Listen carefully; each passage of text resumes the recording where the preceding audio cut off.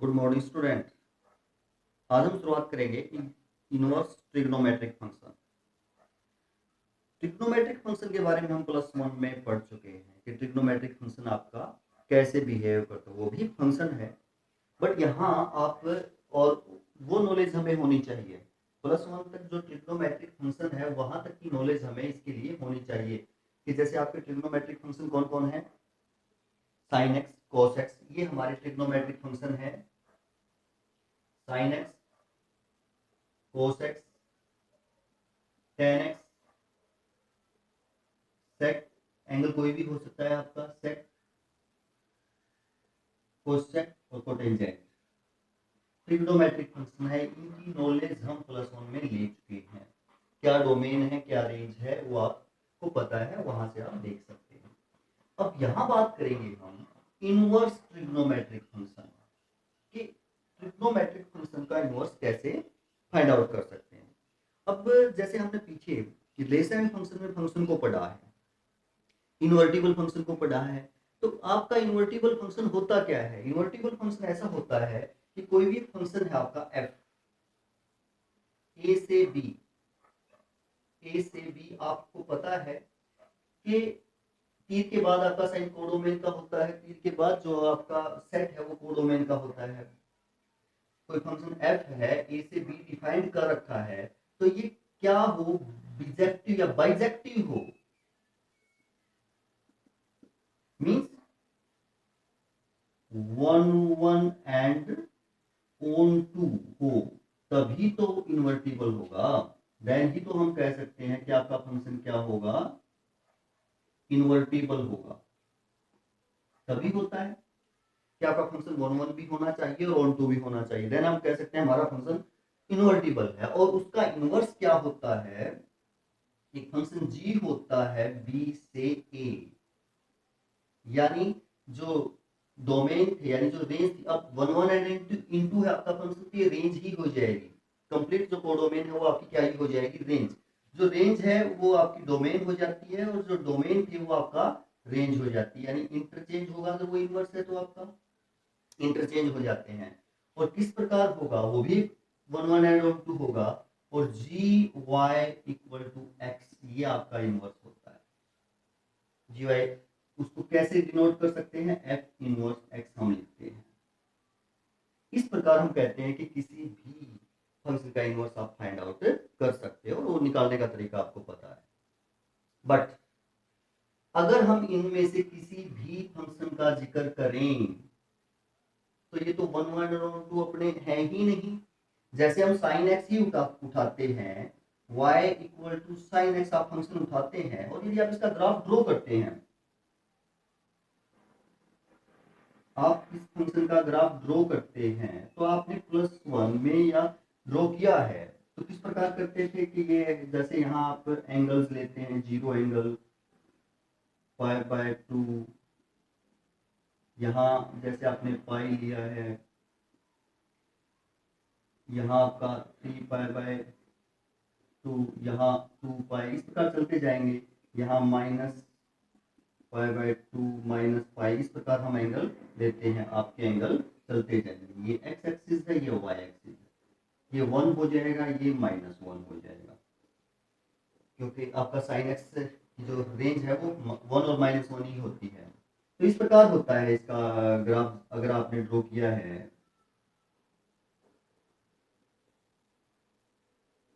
ऊपर ले लिया तो हम यहाँ 1 ले लेते हैं, और ऐसे इस प्रकार आपका जैसे ग्राफ जाता है। तो अगर हम देखें इस प्रकार ग्राफ जाता है, तो मान लिया कि आपके कोई फंक्शन 1 और कब नहीं होता, जब आप ये देखते हैं कि कोई एक ही वैल्यू पर पहले सेट के यानी डोमेन के अलग अलग वैल्यू पर को डोमेन में उसकी वैल्यू एक ही हो। तो जैसे आपने यहाँ कोई एंगल π/4 ले लिया, π/4 पे आपकी ये वैल्यू हो जाती है। फिर आपने क्या ले लिया, 3π/4 ले लिया, ये वैल्यू ये हो जाती है, यानी दोनों पे सेम वैल्यू आती है आपकी। दोनों पे y की वैल्यू क्या आती है, सेम। π/4 पे भी आपका 1/√2 आएगा, 3π/4 पे भी आपका 1/√2 आएगा। तो आप कह सकते हैं कि जो इंटरवल है इसमें जो फंक्शन है आपका वो बहुत से ऐसी वैल्यू हैं जिन पे सेम मान आएगा। तो आप कह सकते हैं आपका फंक्शन 1 1 नहीं है। 1 1 नहीं है तो इन्वर्टिबल नहीं होगा। 1 1 नहीं है तो हम कह सकते हैं कि हमारा फंक्शन इन्वर्टिबल नहीं होगा। तो फिर कैसे फाइंड आउट करेंगे हम इनवर्स इसका? किस प्रकार हम इसका इनवर्स फाइंड आउट कर सकते हैं? तो किसी ना किसी प्रकार हमें एक स्पेसिफिक प्रिंसिपल वैल्यू बनानी पड़ेगी जहां पर ये 1 1 एंड ऑन 2 है। एक स्पेसिफिक ऐसा वैल्यू, एक प्रिंसिपल ब्रांच ऐसी बनानी पड़ेगी जहां ये 1 1 एंड ऑन 2 है। वो सभी के लिए, हम साइन के लिए भी, कोस के लिए भी ऐसा निर्धारित कर रखा है, उसको मानेंगे। तो देखो, अगर ये मैं इंटरवल ले लूं -π/2 और π/2 के बीच, यहाँ x के किसी भी मान पर सेम वैल्यू नहीं है, अलग अलग वैल्यू है। ऑन टू तो आपका फंक्शन है क्योंकि -1 और 1 के बीच में वैल्यू जाएगी। ऑन टू तो हर एक यहाँ का एलिमेंट यहाँ कनेक्टेड है, बट 1 1 ही नहीं था। तो यहाँ -π/2 से π/2 तक आपका क्या है, ये 1 1 भी है। 1 1 एंड ऑन टू दोनों है। तो आप कह सकते हैं कि -π/2 से π/2 एक ऐसी प्रिंसिपल ब्रांच बन जाती है आपकी। क्या बन जाती है? प्रिंसिपल ब्रांच आप कह सकते हो, जहां आपका साइन 1 1 एंड ऑन 2 होगा। अगर 1 1 एंड ऑन 2 है तो आप वहां से उसका इनवर्स फाइंड आउट कर सकते हो। उस इंटरवल के लिए, उस प्रिंसिपल ब्रांच के लिए उसका क्या फाइंड आउट कर सकते हो? इनवर्स फाइंड आउट कर सकते हो। यानी ये फंक्शन जैसे आपका कहां से कहां तक था, ए से बी। ए कोई भी रियल नंबर हो सकता है, बी आपका -1 से 1 था। यानी ये आर से, और डोमेन आपको पता ही है, रेंज आपको पता ही, -1 से 1 होती है, -1 से 1। तो जब आप मान लिया कोई फंक्शन साइन इनवर्स बनाओगे तो बी से ए होगा। ये फंक्शन कहां से कहां होगा? बी से ए। मींस डोमेन का जो सेट है वो -1 से 1 हो जाएगा, और जो प्रिंसिपल ब्रांच बनी है जहां इसका इनवर्स पॉसिबल है वो क्या बनी है आपकी? -π/2 से π/2। यहां से यहां तक होगा, इसको हम प्रिंसिपल ब्रांच कहेंगे। और ऐसा हर एक इनवर्स ट्रिग्नोमेट्रिक फंक्शन की होगी। इस प्रकार की वो फाइंड आउट कर रखी। यानी एक हमें ऐसी ब्रांच देखनी है, प्रिंसिपल ब्रांच देखनी है, जहां हमारा फंक्शन क्या हो, 1 1 भी हो और ऑन 2 भी हो। वही हम इनवर्स फाइंड आउट कर सकते हैं ना। तो इस साइन के लिए जैसे ये हमने फाइंड आउट किया, इसी प्रकार हमारी हर एक की होगी। क्या होगी वो हम देखते हैं और फिर आगे करते हैं। ये है सभी की जो आपके साइन इनवर्स फंक्शन और जो भी फंक्शन ट्रिग्नोमेट्रिक फंक्शन अच्छे के अच्छे, ये डोमेन होंगे, ये क्या होगी, रेंज होगी। ये हमें याद होनी चाहिए और अच्छे से होनी चाहिए। इन्हीं के बेस पे हम एक्सरसाइज या कोई भी क्वेश्चन जो आसानी से कर सकते हैं। रेंज मोस्ट इंपॉर्टेंट है। रेंज आपको भी, रेंज या हमें क्या कहा था, प्रिंसिपल ब्रांच, क्या भी कह सकते हो, प्रिंसिपल ब्रांच। ये याद होनी चाहिए कि किस ब्रांच, कौन सी प्रिंसिपल ब्रांच में है। ये कोई भी, हमने साइन की देखी, साइन की हमने पीछे भी निकाल के देखी, यहाँ से यहाँ तक लाइक करता है, डोमेन ये है, रेंज ये है। किस प्रकार, इसी प्रकार प्रत्येक फंक्शन की जो है फाइंड आउट की है। अब आप ये सोचेंगे कि कैसे याद रहेंगी, ये बहुत मुश्किल काम है इनको याद रखना। बिल्कुल आसान सा काम है। आप इनको ऐसे ध्यान में रख सकते हैं। एक तरीका जैसे आप अगर लगाएं, तो जैसे आप देखें, थोड़ा सा याद करने का तरीका हम बताएं आपको। तो जैसे यहाँ आपका एंगल 0 डिग्री होता है, यहाँ आपका रेडियन में लिखे तो 0 π/2, यहाँ आपका पाई, यहाँ 3π/2, यहाँ क्या होगा, 3π/2। बट यदि हम इस डायरेक्शन में चले, एंटी क्लॉकवाइज डायरेक्शन में चले, तो आप उसको -π/2 भी लिख सकते हो। क्या भी लिख सकते हो, -π/2। यहाँ से यहाँ आए तो नेगेटिव डायरेक्शन कहेंगे उसे, तो -π/2 हो जाए। इस प्रकार आप इन एंगल्स को लिख सकते हैं। अगर आप ध्यान दें, sign inverse x, tan inverse x, cosec inverse x, ये तीनों, sign inverse x, tan inverse x, cosec inverse x, इस ब्रांच में लाई करेंगे। -π/2 से π/2, -π/2 से π/2। जैसे साइन इनवर्स एक्स है, क्लोज इंटरवल है आपका -π/2 से π/2। इसका मतलब है अगर कोई भी एंगल x है तो ये कहां लाई करता है, greater than equal to minus pi by two, less than equal to pi by two, यानी पाई बाय टू भी शामिल है इसके लिए। tan इनवर्स देखें, tan इनवर्स में कौन सा इंटरवल है, वैल्यू यही है, बट आपका इसका यहां मतलब ये है कि अगर कोई वैल्यू x है आपके एंगल की, तो वो greater than minus pi by two है, less than pi by two है, इंटरवल यही है आपका। यानी माइनस पाई बाय टू शामिल नहीं है, पाई बाय टू शामिल नहीं है। क्यों शामिल नहीं है वो देखें। यदि ये आपका tan x होता है, आप tan x लिखिए, तो tan x को आप क्या लिख सकते हैं, sin x upon cos x लिख सकते हैं। sin x upon cos x हम इसको यहां से लिख सकते हैं, बट ये डिवीजन है दो नंबर का, ये क्या है, डिवीजन, क्योंकि जो ट्रिग्नोमेट्रिक फंक्शन है वो रियल वैल्यू ही देते हैं ना। तो कोई दो रियल नंबर है, और अगर यहाँ किसी वैल्यू पर x की किसी वैल्यू पर नीचे जीरो बनता है, तो नॉट डिफाइंड होगा। क्या होगा, नॉट डिफाइंड, यानी वैल्यू आपको नहीं देगा। अब कोस कहां जीरो बनता है, कोस की वैल्यू पाई बाय टू पे जीरो होती है, माइनस पाई बाय टू पे जीरो होती है, इसलिए ये शामिल नहीं है इसमें। इसलिए ये x के मान जो है क्या है, शामिल नहीं है। इस बात को समझे होंगे आप।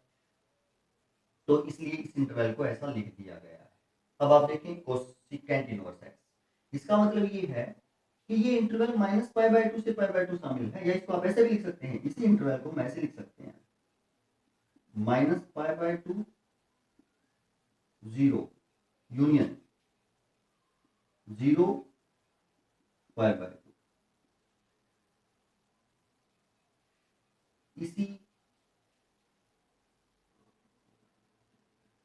इसी इंटरवल को आप ऐसे भी लिख सकते हैं, यानी जीरो शामिल नहीं है, जीरो से माइनस पाई तक, माइनस पाई बाय टू तक, माइनस पाई बाय टू शामिल है। यूनियन, यूनियन में आप वही एलिमेंट लेते हैं जो दोनों सेट्स में है।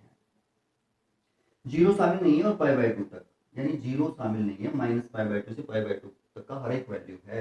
क्यों नहीं है जीरो शामिल, क्या है ये, अगर कोसेक है ये, क्या है ये, कोसेक, कोसेक को वन अपॉन साइन लिख सकते हो आप, कोसेक एक्स को क्या लिख सकते हो, one upon sine.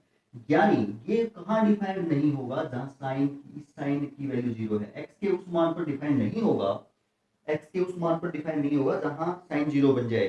Sine zero कहां बनेगा, जीरो पर, साइन जीरो कहां बनेगा, जीरो पर, इसलिए यहां जीरो शामिल नहीं है। इसलिए इस इंटरवल में प्रिंसिपल वैल्यू में जीरो शामिल नहीं है, आप ऐसा समझ सकते हैं। तो क्या पाया आपने, sine inverse x, tan inverse x, cosecant inverse x, same branch रहेगी आपकी principal, minus pi by two से pi by two, minus pi by two से पाई बाय टू, तो आप याद रख सकते हैं। Sine inverse x minus pi by two से pi by two, close interval. tan inverse x minus pi by two से pi by two, open interval. क्यों, क्योंकि आपको पता है कोस जहां डिफाइंड नहीं है वो शामिल नहीं है, माइनस पाई बाय टू और पाई बाय टू शामिल नहीं होंगे। Cosec inverse x, cosec inverse x minus pi by two से पाई बाय टू ही, ये भी शामिल होगा, ये भी शामिल होगा, बट जीरो शामिल नहीं होगी, जीरो शामिल नहीं होगी इस इंटरवल में। क्यों, क्योंकि यहाँ कोसेक डिफाइंड नहीं है, नॉट डिफाइंड हो जाएगा ये। अब बचे तीन, उन तीनों की एक ब्रांच है, जो बचे तीन उन तीनों की एक ब्रांच में शामिल कर सकते हो आप प्रिंसिपल ब्रांच में। जैसे यहाँ आपका एंगल जीरो है, यहाँ आपका एंगल पाई बाय टू है, यहाँ आपका एंगल पाई है, यहाँ फिर हम नेगेटिव डायरेक्शन में आए तो माइनस पाई बाय टू होगा। कौन कौन बचा, कोस inverse x, secant inverse x, cotangent inverse x, ये तीन बचे आपके। इन तीनों की एक ब्रांच रहेगी जीरो से पाई, जीरो से पाई, जीरो से पाई रहेगी। देखें आप, इन तीनों की एक ब्रांच रहेगी, ये ब्रांच किस किस की थी आपकी, sine inverse x, tan inverse x, cosec inverse x, ये किस किस की रहेगी, cos inverse x, secant inverse x, cotangent inverse x, इन तीनों की ये ब्रांच रहेगी।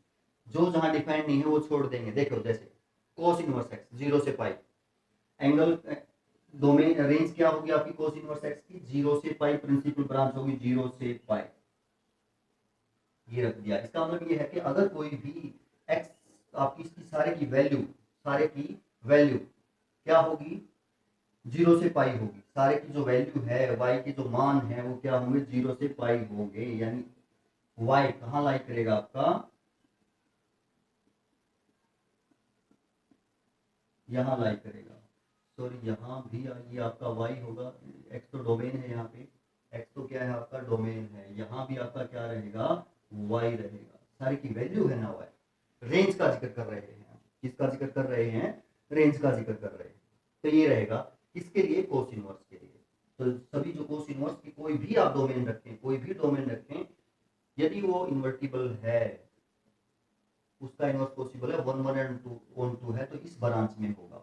कौन सी ब्रांच में होगा, ये प्रिंसिपल ब्रांच रहेगी। उसके बाद cotangent inverse x, cotangent inverse x 0 से पाई, 0 से पाई कौन सा इंटरवल, ओपन। क्यों, क्योंकि आपको पता है कोटेंजेंट एक्स क्या होता है, cos x upon sine x होता है, cos x upon sine x होता है, यानी एक्स के उन मानों के लिए डिफाइन नहीं होगा जिसके लिए साइन की वैल्यू 0 बन जाएगी।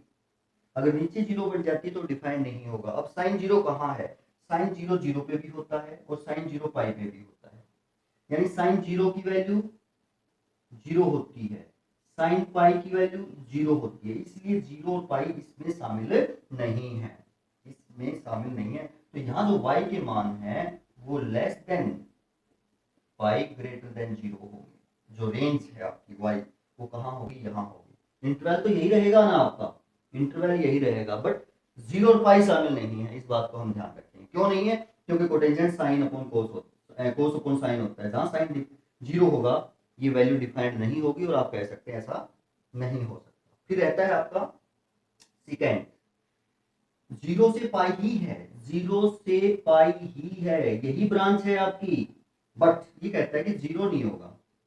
क्या कहता है कि 0 नहीं हो सकता आपका y का मान सिकेंट इनवर्स में। क्यों नहीं हो सकता, क्योंकि यदि आप सिकेंट x को लिखें तो क्या होता है, 1 अपॉन कोस होता है, पता है आपको, 1 अपॉन क्या होता है, कोस होता है, और कोस की वैल्यू जहां x के किस मान पर 0 होगी, एनी नंबर अपॉन 0 तो नॉट डिफाइंड हो जाएगा ना।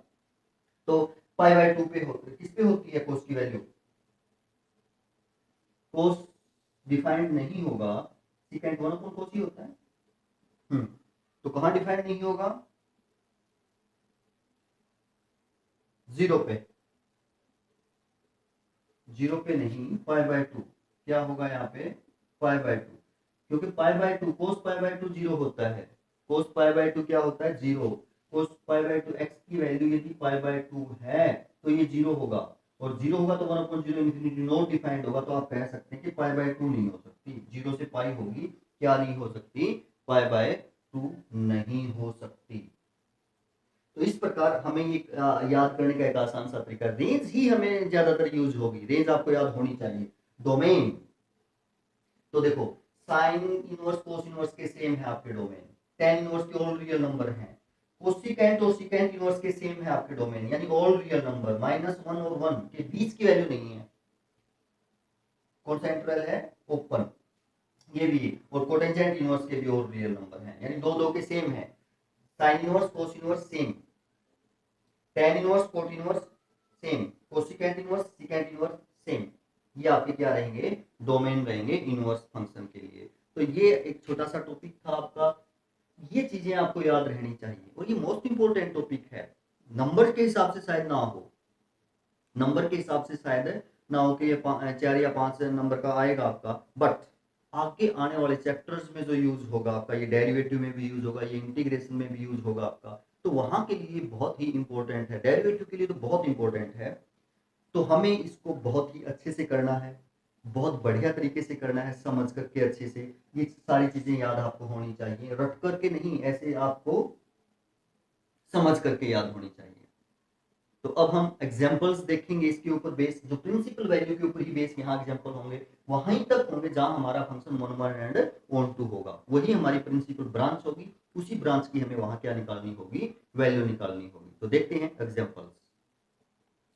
एग्जांपल नंबर फर्स्ट है, ये है साइन इनवर्स 1/√2, ये कहते हैं कि इसकी प्रिंसिपल वैल्यू फाइंड आउट करो। Principal value means sine inverse आपका जिस प्रिंसिपल ब्रांच में लाई करता है, जहां 1 1 एंड 1 2 है उनमें से बताना है कहाँ होगा। और इस बात का भी हम थोड़ा सा ध्यान रखेंगे, अगर जैसे हम लिखते हैं साइन इनवर्स एक्स, वो इक्वल नहीं है आपका साइन एक्स सारे के इनवर्स माइनस पावर के। ये किसको रिप्रेजेंट करता है? इनवर्स को रिप्रेजेंट करता है। यानी एक बेसिक रूल है जो जिससे एक एलिमेंट दूसरे सेट में जाता है, दूसरे सेट से पहले सेट में आता है। बट यहाँ ये रेसिप्रोकल है। यहाँ साइन इनवर्स साइन एक्स की जो पावर माइनस वन है, इसको तो आप 1 अपॉन साइन एक्स लिख सकते हो।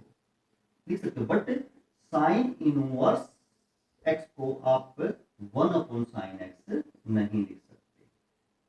ये तो एक रूल है आपका, जिस रूल से आपका एलिमेंट एक सेट से दूसरे सेट में जाता है, ये रेसिप्रोकल है, तो आप ऐसा नहीं लिख सकते हर एक ट्रिग्नोमेट्रिक इनवर्स ट्रिग्नोमेट्रिक फंक्शन के लिए, ये ध्यान रखेंगे। अब ये है प्रिंसिपल वैल्यू फाइंड आउट करनी है, प्रिंसिपल ब्रांच का हमें पता होना चाहिए। तो देखिए आपको पता है कि साइन इनवर्स एक्स की जो प्रिंसिपल ब्रांच है वो माइनस पाई बाय 2 से पाई बाय 2 है। वो क्या है? माइनस पाई बाय 2 से पाई बाय 2, यानी रेंज, इस सारे की वैल्यू रेंज, वो वैल्यू हमें फाइंड आउट करनी है। तो ये जैसे मान लिया आपने कि लेट ये क्या है, sine inverse 1 upon root 2 y मान लिया। तो y का मान इसके इंटरवल का होगा, जो ये इंटरवल है इस इंटरवल का होगा, और यही हमें प्रिंसिपल ब्रांच की वैल्यू फाइंड आउट करनी। इससे बाहर की नहीं कर सकते क्योंकि इनवर्स है, इसी इंटरवल में ये 1 1 एंड 1 2 है, वहीं से हमें फाइंड आउट करनी है। तो क्या लिख सकते हो आप? Taking sine inverse both side, या sine both side, sorry sine y equal to sine inverse 1 by root 2 हो जाएगा। और आपको पता होना चाहिए कि साइन इनवर्स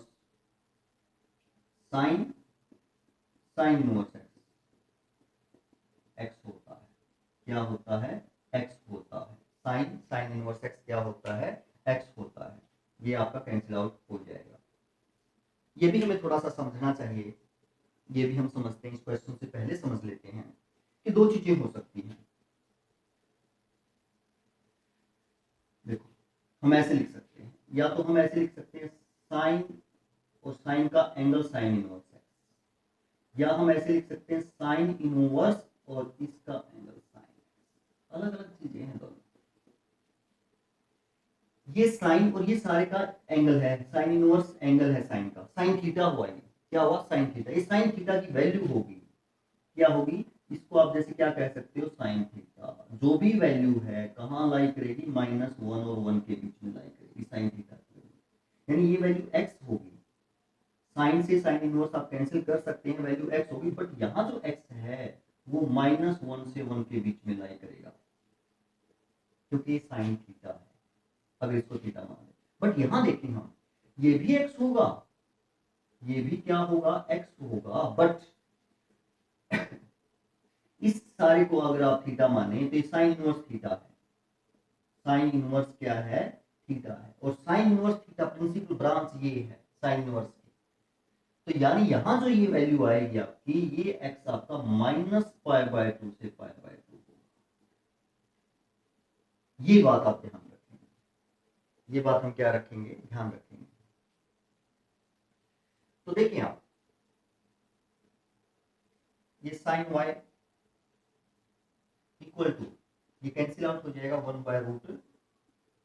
ये आपका ये लिखा हुआ है, तो -1 और 1 के बीच का ही मान है आपका 1/√2। अब साइन y 1/√2 है, साइन y 1/√2 है, तो 1/√2 में इसको आप साइन π/4 लिख सकते हो। साइन π/4 1/√2 तो ही होगा। 1/√2 को साइन में क्या लिख सकते हो आप? साइन 45। साइन 45 डिग्री की वैल्यू क्या होती है आपकी? 1/√2 होती है। नेक्स्ट स्टेप में आप साइन से साइन कैंसिल आउट कर सकते हो, और y इक्वल टू क्या आ जाएगा? π/4। y इक्वल टू क्या आ जाएगा आपका? π/4। y क्या है आपका? यही तो है। देयरफॉर आप लिख सकते हो साइन इनवर्स 1/√2 की वैल्यू जो है π/4 होगी, और वो इस इंटरवल के बीच की भी है, इस इंटरवल के बीच की है। आप कह सकते हैं इसकी प्रिंसिपल ब्रांच में लाई करेगी। यही तो है प्रिंसिपल ब्रांच। और इसी ब्रांच की वैल्यू है। तो इस प्रकार हमने ये फाइंड आउट कर दिया। तो हमारा नेक्स्ट एग्जांपल देखते हैं। हमारा सेकंड एग्जांपल क्या है? तो यहाँ आपको कोटेंजेंट इनवर्स की वैल्यू पूछता है। किसकी वैल्यू पूछता है? कोटेंजेंट इनवर्स 1/√3 की प्रिंसिपल वैल्यू पूछता है। तो प्रिंसिपल वैल्यू पूछता है तो हमें इसकी प्रिंसिपल ब्रांच का पता होना चाहिए। और अब आपको पता है कि किस किस की प्रिंसिपल ब्रांच सेम है। थोड़ा बहुत फर्क है उनमें, वो हमें पता था। कोटेंजेंट इनवर्स की प्रिंसिपल ब्रांच किस किस के साथ है? Cos inverse, cotangent inverse, cos inverse और सेकेंड इनवर्स एक ग्रुप में है ना। इन तीनों की प्रिंसिपल ब्रांच एक ही इंटरवल में लाई करती है ना, 0 से पाई। 0 से पाई के ब्रांच में लाई करती है। ये 0 पाई/2 है, ये पाई है, इस ब्रांच में लाई करती है। बट इस ब्रांच में तो लाई करती है, बट आप देखें ये 0 से पाई है तो कोटेंजेंट एक्स क्या होता है? cos x upon sin x। यानी x के वो मान नहीं हो सकते जिनसे sin की वैल्यू क्या बनेगी? 0। जिनसे sin की वैल्यू क्या बनेगी? 0। तो sin 0 नहीं हो सकता, पाई नहीं हो सकता, क्योंकि इन दोनों पे sin की वैल्यू 0 है और sin की वैल्यू 0 है तो ये वैल्यू डिफाइंड नहीं होगी, इंफिनिटी बन जाएगी। तो आप कह सकते हैं कि इसकी प्रिंसिपल ब्रांच क्या होगी? ये होगी।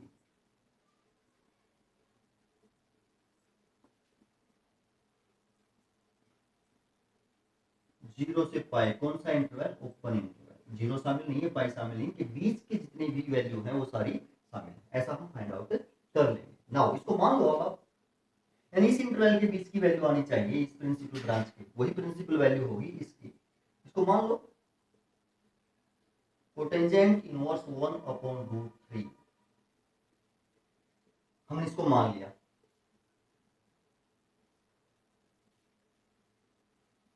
टेकिंग कोटेंजेंट बोथ साइड, ये कोटेंजेंट y हो जाएगा, कोटेंजेंट से कोटेंजेंट कैंसिल हो जाएगा तो 1/√3 बचेगा। ये हो जाएगा। कैसे? यहाँ कोट वाई लिया हमने, यहाँ भी कोट वाई लिया, तो कोट से कोट इनवर्स आपका कैंसिल हो जाएगा, तो ये बचेगा। यहाँ भी ऐसा ही कि देखो दो बातें हैं। एक तो आप ऐसे लिखें cotangent into cotangent inverse x, एक आप ऐसे लिखें कोटेंजेंट इनवर्स और कोटेंजेंट एक्स। ये भी एक्स है और ये भी एक्स है, दोनों ही एक्स होंगे, बट अलग अलग जगह लाई करेंगे। ये तो कोटेंजेंट है। कोटेंजेंट क्या होता है? All real number. कोटेंजेंट ये थीटा हो जाएगा तो cotangent theta all real number उसकी वैल्यू हो सकती है, कोई भी वैल्यू हो सकती है। बट ये कोटेंजेंट इनवर्स एक्स है, अगर इसको आप थीटा मान लें तो कोटेंजेंट इनवर्स थीटा है, उसकी प्रिंसिपल ब्रांच क्या है आपकी? ये है। यहाँ एक्स यहाँ लाई करेगा, तो हमने पहले ही लिख रखा है कि आपका ये जो सारा मान है, ये वैल्यू है, कहाँ लाई करेगी? यहाँ लाई करेगी। अब नेक्स्ट स्टेप में आप इसको ऐसा लिख सकते, कोटेंजेंट में कन्वर्ट कर लें हम। 1/√3 को कोटेंजेंट में क्या लिख सकते हैं? 1/√3 कोटेंजेंट में आपका क्या होता है? किसकी वैल्यू 1/√3 होती है कोटेंजेंट में? देखो 10 30 आपका 1/√3 होता है, तो 30 का 10 60, कोटेंजेंट 60 की वैल्यू 1/√3 होगी। कोटेंजेंट 60 की जो वैल्यू है क्या होगी? 1/√3 होगी। कोटेंजेंट 60 को आप लिख सकते हैं पाई/6। कोटेंजेंट से कोटेंजेंट कैंसिल करें तो पाई/6 आ जाएगा, यानी पाई/6 y क्या है? ये, यानी इसकी प्रिंसिपल वैल्यू यानी कोटेंजेंट इनवर्स 1/√3 पाई/6 होगा। क्या होगा? पाई/6। 60 को पाई/3 लिखते हैं, पाई/3 क्या होगा? पाई/3, पाई/3 होगा। बट हमने यहाँ गलती कर दी कि यहाँ माइनस था। यहाँ क्या था? माइनस। अब माइनस के लिए निकाल देते हैं, अब किसके लिए निकाल देते हैं? माइनस के लिए। सपोज कर लें कि यहाँ माइनस होता, सपोज कर लें कि यहाँ क्या होता? माइनस होता, तो कोटेंजेंट इनवर्स की ब्रांच तो यही रहती है आपकी, यही होती थी। फिर आपको y मान लेते, आप इसको क्या मान लेते? y मान लेते। फिर आप यदि इसकी वैल्यू फाइंड आउट करते तो दोनों तरफ कोटेंजेंट लेते तो ये ऐसा होता, कोटेंजेंट y -1/√3। अब इससे आगे हमारा चेंज होगा, क्या चेंज होगा देखो, कोटेंजेंट y नेगेटिव है, कोटेंजेंट y क्या है, नेगेटिव, तो फर्स्ट क्वाड्रेंट की वैल्यू तो नहीं हो सकती, क्योंकि फर्स्ट में तो ऑल पॉजिटिव होते हैं, फर्स्ट में तो क्या होते हैं, ऑल ट्रिग्नोमेट्रिक रेशियो क्या होते हैं, पॉजिटिव होते हैं। इसका मतलब ये वाला तो हमारा कैंसिल हो गया पाई बाई 3। तो सेकंड क्वाड्रेंट में कोटेंजेंट नेगेटिव होता है, तो इसका मतलब आपको कौन से क्वाड्रेंट की वैल्यू चाहिए, सेकंड क्वाड्रेंट की वैल्यू चाहिए। तो आगे इससे आगे हम क्या करेंगे, ये फिर आपका क्या होगा, माइनस पाई बाय 3 लिख सकते हैं, क्या लिख सकते हो, माइनस पाई बाय 3, क्योंकि 1/√3 तो माइनस पाई, इसको आप cotangent minus theta minus cotangent theta होता है ऐसे। अब इसको आपको, अगर हम कोटेंजेंट y है, बाहर माइनस है तो कैंसिल कर नहीं सकते, तो आपको क्या करना पड़ेगा, कोटेंजेंट y चेंज करना पड़ेगा। चेंज कैसे, कि ये चेंज वैल्यू भी यही आए, कोटेंजेंट भी बना रहे, क्योंकि कोटेंजेंट कैंसिल करना है, तो क्या आप इसको ऐसा लिख सकते हैं, पाई माइनस पाई बाय 3, यानी cotangent 180 minus theta, cotangent 180 minus theta, quadrant 180 minus theta second है, सेकंड में कोटेंजेंट नेगेटिव और चेंज होता नहीं है 180 में, तो कोटेंजेंट थीटा ही वैल्यू रहेगी ना, यानी इसकी वैल्यू यही रहेगी। इसको आप ऐसा लिख सकते हैं, लिख सकते हैं, लिख सकते हैं, कोटेंजेंट y, कोटेंजेंट एलसीएम लेके घटाओ, 3 एलसीएम आ जाएगा, 3 पाई माइनस पाई तो 2 पाई बाय 3 हो जाएगा। कोटेंजेंट से कोटेंजेंट काटेंगे आप तो y equal to 2 pi by 3, 2 pi by 3 यानी 120 होता है क्या,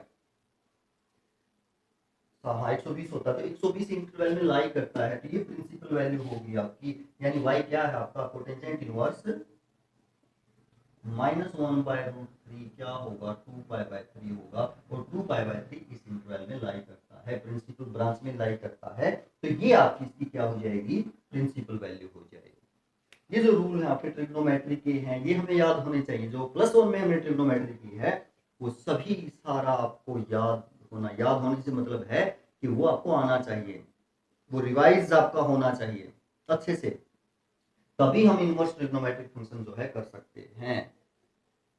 तो ध्यान से देखें, अच्छे से समझें, कोई भी अगर दिक्कत आती है तो आप दोबारा देखें, फिर आप करके देखें, फिर मुश्किल नहीं होगी, लेकिन हमारा बेस इसके लिए थोड़ा सा सही होना चाहिए, +1 ट्रिग्नोमेट्री का। नहीं है तो बनाओ, जरूरी है, बनाना पड़ेगा, इसके लिए और कोई चारा नहीं है। तो आप लोगों से इच्छा है, आशा है कि आप ऐसा ही करेंगे, ठीक से मेहनत करेंगे, पढ़ते रहेंगे, ध्यान से पढ़ेंगे और आगे बढ़ेंगे। थैंक यू, धन्यवाद।